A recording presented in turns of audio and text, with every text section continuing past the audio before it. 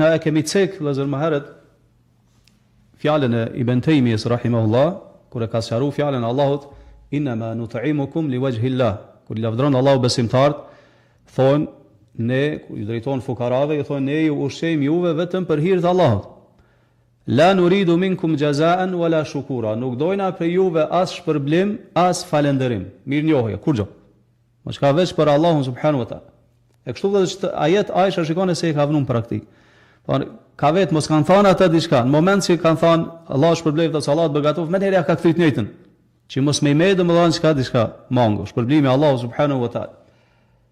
E kemi përmendur fjalën e Ibn Taymiyes rahimahullah që personi i cili Allahu na ruaj, i jep dikujt diçka, edhe pret shpërblim prej tij, edhe pret mirënjohje, lavdrim, falënderim apo dua, përjashtohet prej këtij ajeti. Nuk e përfshin kjo lavdrimi Allahu subhanahu wa taala ku thot ne ju ushqejmë vetëm për hir të Allahut, nuk dojna për juve as shpërblim, kompenzim diçka, po me kthyt mirën me të mirë e as falënderim. Kur çdo zonë.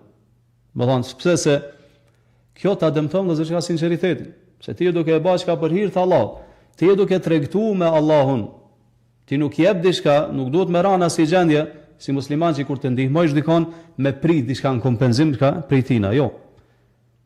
Kjo dhjep me kuptu se ka defekt që kanë sinceritetin ton në raport me Allahun subhanahu wa taala. Po për besimtari mirëfill që pretendon se është i sinqert në raportet e tij me Allahun, kur t'i jep diçka vëllazër nuk pret kompenzim diçka për krijesave të Allahut subhanahu wa taala. Mirë po pret vetëm prej Allahut.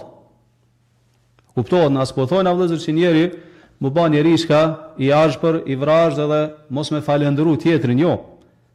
Se kështu na kanë nxit feja, domethënë, pejgamberi sa më thotë la yashkurun nas, la yashkurullaha man la yashkurun nas, nuk e falenderon Allahun ai personi i cili nuk i falenderon njerëzit. Edhe morëm domethënë që mi ia kthyt mirën me të mirë, mu lut për to, mi ia dit për ner me përmend se të ka bë mirë, këto janë domethënë në rregull, mirë po ti në origjinë kur ti jepsh diçka vëllazër nuk duhet me prit kurrë prej tjerëve. Po shpërblimin duhet me prit për Allahu subhanahu wa taala. E si është gjendja vëllazër me atë njerëz i cili o çka e çorton tjetrin i cili nuk e falenderon.